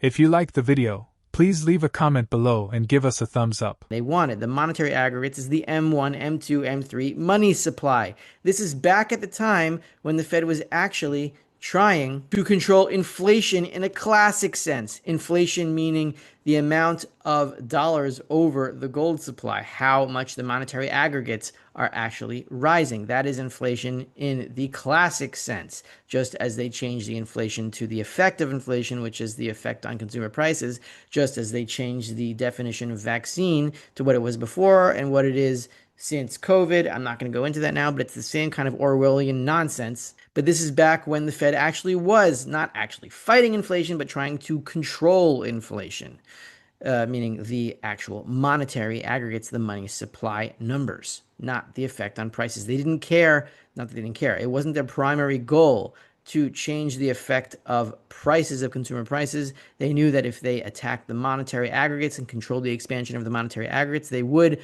by extension, control consumer prices, which they did in the end, which is why we still have a monetary system as it was in 1980. So basically, at this point, the Fed is jacking up interest rates in order to control monetary aggregates. And we can see here by this chart, when they hike into the maximum, exactly when this is, I think this is early 1981 or something like that, once they see that the monetary aggregates are within the growth ranges that they prescribe, then they get control over consumer prices over here in the red, and they get control over the gold price. But this is, of course, not their primary goal. They want to control the monetary aggregates, which will control the consumer prices, which will also control the gold price by extension. And then they start cutting rates once they see that this is under control. The other reason why this is not a 1980 situation is that you can see the debt to GDP ratio. I know GDP is fake, but this is still a general relative number that does convey some information. The debt to GDP ratio in 1981, when interest rates were at a maximum, was 31.8%. This is, I think, an all-time low since Andrew Jackson, maybe. Maybe I'm exaggerating that. I didn't look into the 19th century. I can't find statistics for debt to GDP ratio in the 1800s, but you can see that this is the lowest debt to GDP ratio. This is precisely when gold was topping and when inflation, consumer price inflation, was topping out. This is why they could jack up interest rates so high, because the debt was so low by comparison to any other year from World War II, at least before World War II, the Great Depression, until now. That is why. 1980, the dollar survived that turbulence. But now, of course, we are at 120% or whatever it is, the very, very near an all-time high in debt to GDP. There's no way that they can raise interest rates now, which is why they're cutting it, and they're cutting it into rising consumer prices. You can see here, this is the chart of the interplay between the US inflation rate, inflation I mean in quotes, not really the inflation rate, but the consumer price acceleration rate. And gold you have here, I don't know why it's not in gold, what is that, gray or green or whatever the hell it is. And you have here the blue US interest rate, the federal funds rate, and you can see here that we're still at above 2.5%, close to 3% in the US inflation consumer price acceleration rate, and the interest rate has been being cut since 2024. You can see gold is rising because of that, or in tandem with that. So now we are in an environment where, first of all, the Fed is going to cut into accelerating consumer prices, and they're going to cut into an accelerating gold price. That was not the case in 1980 at all. So people that say you can't compare to 1980, this is not that situation, stop using those ratios, I agree. This is going to be much worse for the dollar, and it is going to be the end of it because the debt is so much higher now. And unlike 1980, when they were cutting into a falling consumer price inflation environment, now they will be cutting into a rising consumer price inflation environment. And while debt to GDP was so much lower in 1980, it was lower than any time before World War II since the Great Depression. Now it is at an all-time high. There is nothing they can do. They have to cut into rising consumer prices because the debt is so high. Where in 1980, they didn't have to do that, and that's why they saved the dollar, and that's why they will not this time. So forget about the Hunt brothers. The end game is coming. It is coming soon, and this time is going to be much worse than 1980 for dollar holders and much better for gold and silver holders, because this time the gains of 1980 will be held and exceeded. Rafi Farber points out that in 1980 and 81, U.S. inflation and gold prices were surging while the Fed raised interest rates aggressively to regain control. After briefly cutting rates, they were forced to hike again up to nearly 15%, when money supply growth ran hotter than expected. Only once inflation consistently declined did the Fed start cutting rates steadily, which helped stabilize the system and prevented the collapse of the fiat dollar. Now let's review the interview. And so here we have a chart with three colors, blue, red, and some kind of yellowish, greenish, orange, whatever blah that is. You can tell me later in the comments how stupid I am at colors, but whatever, my eyeballs are my eyeballs, what can I do? So this one, which I think is the red one, is the US inflation rate. This one, the blue one, is the gold price. It's not exact. And this one over here, this wobbly one is going down over here, and then back up, blah, blah, blah. That is US interest rate, meaning the Fed funds rate. Now, what was going on here in 1980? What was going on was that interest rates were going up and up and up and up because the U.S. inflation rate, the inflation in quotes, the inflation rate, meaning consumer prices were rising. They were rising and rising and rising. And so the Fed was raising and raising interest rates, but not quite. We'll go into why not quite. That's not what was happening in the next slide. This was a situation where interest rates are rising, gold was rising, the inflation rate, the consumer price inflation rate was rising. And then you have this period here where they were cut, the interest rates were cut back down here to whatever that is, I think 5%. And then they were jacked right back up to about 13, 14% right here. And we'll see exactly why this was in a second. But you can see here that the Fed was trying to quash consumer prices, not exactly consumer prices, we'll see why in a second. They were trying to quash something else. And as they were doing that, finally, when they got control of the US inflation rate, when the red line started going down, that is when they consistently started cutting rates over here in this greenish, yellowish, whatever line that is. And you can see here that the gold price was falling with it as well. What I'm trying to say here is that back in 1980 and 1981, the Fed was raising rates, trying to quash consumer prices, and only once they accomplished this goal and they saw that the inflation rate was falling consistently, only then in 1981 did they start cutting rates on a consistent basis as consumer price inflation was falling, as the acceleration in consumer prices were falling. So in other words, the Fed already had control of the inflation rate when they started cutting on a consistent basis. That's what happened in 1980, and that is why, one of the reasons why, the fiat monetary system did not end in that year. This is not really a chart. This is a transcript. I will give you the link in the description below as to exactly where you can find this thing, and it's on page 7 of the PDF that I found it on at the Federal Reserve's website. This is to a staff analysis, says the Federal Reserve Board. The demand for money had been quite strong in recent months because of recovery in economic activity and in nominal GNP, not GDP, GNP, slightly different, had been much larger than anticipated. Growth of transaction balances was projected to slow significantly over the remainder of the year, in part because of the lagged effect on the demand for money or of the sharp rise in interest rates over recent months, and in part because of the apparent weakening of the recovery in activity. In the committee's discussion of policy for the period immediately ahead, the members generally favored pursuit of a sharp reduction in monetary expansion from the rapid pace of recent months. And so, if we go back to this chart over here, this is November of 1980 when they started to raise rates again after cutting them over here. This is 1980s around here where I'm circling when they started to raise rates back up to the maximum around 15%. Why did they do that? Because they saw that the monetary aggregates were rising at a faster pace. Unlike 1980, when the Fed had the flexibility to crush inflation with aggressive hikes, today's debt-heavy environment leaves policymakers with fewer tools. Cutting rates into rising inflation risks undermining the dollar while fueling gold and silver to new heights, suggesting this cycle could deliver far more lasting gains for precious metals. Could today's debt levels make it impossible for the Fed to repeat the 1980 playbook? How high might gold and silver climb if the dollar continues to weaken under current policies? Please feel free to leave a remark below with your thoughts. Please give this informative video a thumbs up and subscribe to receive our most recent updates. Thank you for joining us on this trip.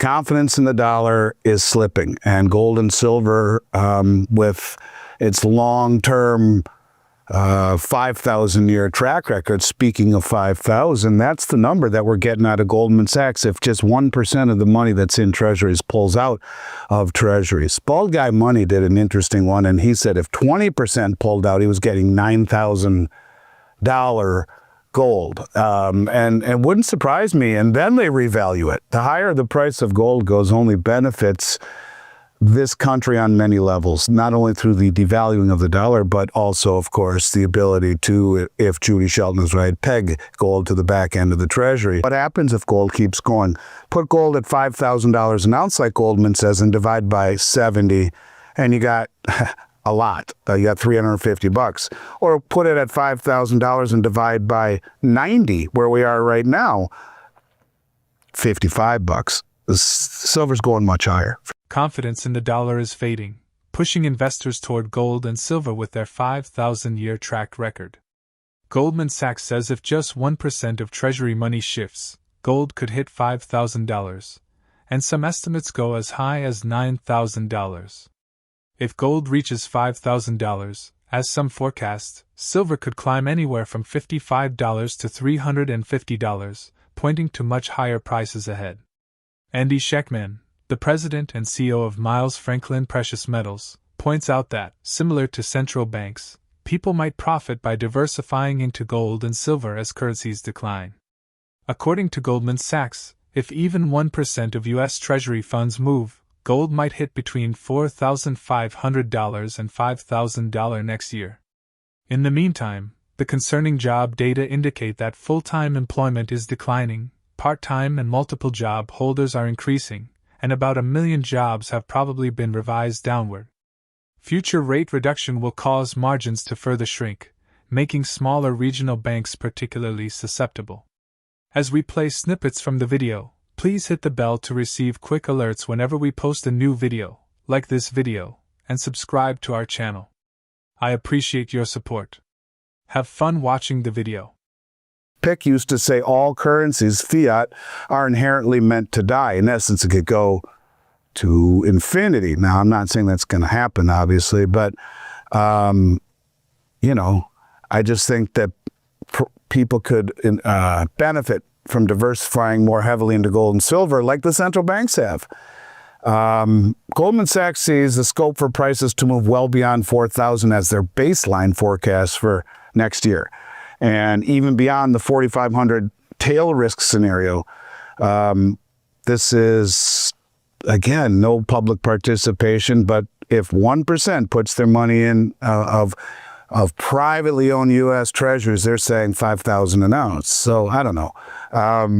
But I just want to hammer it home. If Trump lowers yields by 2 or 3% real yields, it'll be negative. Even by their numbers, big money will not stand for that. That's why they are front running this.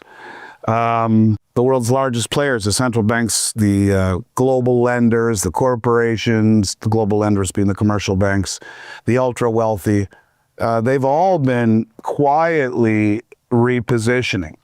But once it becomes obvious that the public will realize that fiat money is eroding, is it too late at that point? I don't know. I'll leave that up to everyone else. A couple last things here. The jobs report. The consensus was that between 40 and 100,000 jobs would largely green light a 25 basis point rate cut. But we would need a massive, massive outlier for the Fed to cut by 50 basis points. Well, we got that outlier. The BLS reported that in August we only added 22,000 jobs, not the 79,000 jobs that were expected. But more importantly, June was revised from 27,000 to negative 13,000. It's the first negative print since 2020. They keep revising these jobs numbers. Remember what happened with July and August, those numbers. To the ugliest part, in my opinion, of the jobs report was the number of full-time jobs. They fell by 357,000 jobs. It's the second consecutive month of full-time job losses, while part-time jobs surged by 597,000. So you lost 357,000 full-time benefit-paying jobs, and you added 597,000 part-time. Kind of seems like people are working 2 or 3 jobs to make ends meet. It gets worse. The number of native-born workers fell by 561,000 to 132.474 million. This was the biggest drop in quite some time. At the same time, foreign-born workers increased by 50,000. The number of multiple job holders soared by over 443,000 to 8.785 million. This was the biggest monthly increase since COVID. And another indication of how stupid the jobs report in the Bureau of Labor Statistics. We should just pull the L out of it, and it should be called the BS. They continue to do this stuff. Now, next week, I think, is it next week? I think it is. They are supposed to revise job growth figures from early 2024 through early 2025. Forecasters have thought that job growth will be slower than previously thought. Now you're getting analysts saying revisions anywhere from 475,000 to 1 million jobs will be revised out. Originally the number was 1.76 million. They're talking about revising 1 million out of the 1.76. I think, let's see, I got maybe 2 or 3 more things left to say. I found it interesting that Trump says that the United States has lost India and Russia to China. And he said, may they have a long and prosperous future together. That's what he came out and said that. And maybe that's because both India and China confirmed to boost their ties to reduce the effect of Trump tariffs at the Shanghai Cooperation meeting. We're seeing insured deposits shrink out of the banks. In particular, the regional banks and the small banks, and a lot of money is finding competition with digital banks and stable coins. And wait till you see what happens with all these stable coins, with fintechs and stable coins offering higher yields and lower fees and instant transfers because they don't have brick and mortar, and they don't have ATMs and all this stuff. We're not out of the woods yet with the banks. And the more we start moving towards this digital system of stable coins, you're going to massively erode the stickiness of bank deposits, and which has been the foundation of bank stability. If the Fed cuts rates, banks are going to earn less from lending, but still need to pay competitive deposit rates, which squeezes the margins and makes the weaker regional banks more vulnerable. Andy Schekman highlights that with significant institutional and individual orders as well as historic ETF inflows, there is a massive stockpiling of silver. Saudi Arabia and other major players may still demand supply even though SLV raises questions about manipulation. BlackRock has even cautioned that a short squeeze brought on by silver shortages might drive prices skyrocketing. Silver should already be far higher given the current price of gold. At historical ratios, it might be between $90 and $100 per ounce, and in the worst cases, it could even be $500 or more. Now let's redirect our attention towards the interview. You're seeing the numbers in all of vaults, except the LBMA, which is going the opposite direction. But yeah, you're seeing massive, we're seeing really large orders even in the retail side. We're just not seeing the huge volume. But seven-figure orders are no longer the exception at all.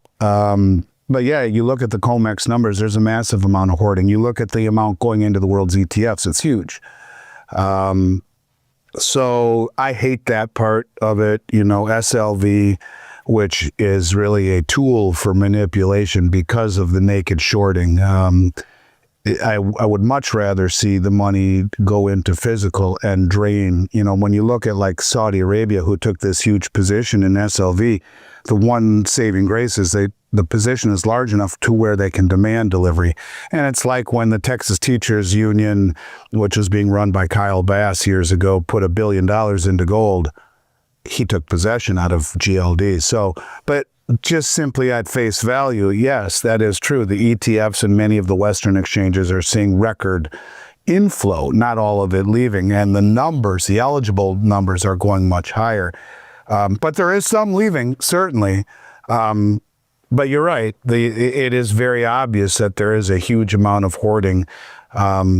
This will promote, very possibly, that short squeeze that everyone's been waiting for, because there's just not enough in the way of those size good delivery bars in the West to really to protect. In fact, even BlackRock wrote in the prospectus of SLV that be careful if you're short, because there could come a time when there isn't enough silver to cover those positions, and it's a big threat.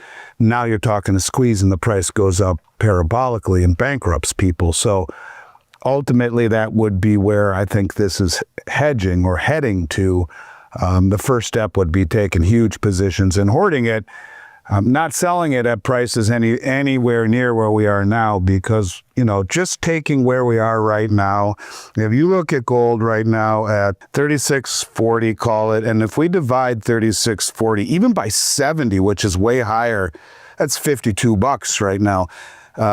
It should be massively higher than it is right now. And if you did it by the average, even call it 40 to 1, where it's been about 45 to 1 for the last 100 years on average, you're looking at $91 an ounce silver. Is that out of line? No. And at 45 to 1, it's still 7 times higher than it's coming out of the ground at. So, 91 times 7, in theory, $700 an ounce silver. I'm not saying that's going to happen, but is it the craziest thing to think of? If you take 34 or 3640 divided by 7, which is the geologic ratio, it's actually 520. So let's get a little bit more realistic. But $520. would represent the current geologic ratio. But what happens if gold keeps going? Put gold at $5,000 an ounce, like Goldman says, and divide by 70, and you got a lot. You got $350. Or put it at $5,000 and divide by 90, where we are right now, $55. Silver's going much higher, for sure.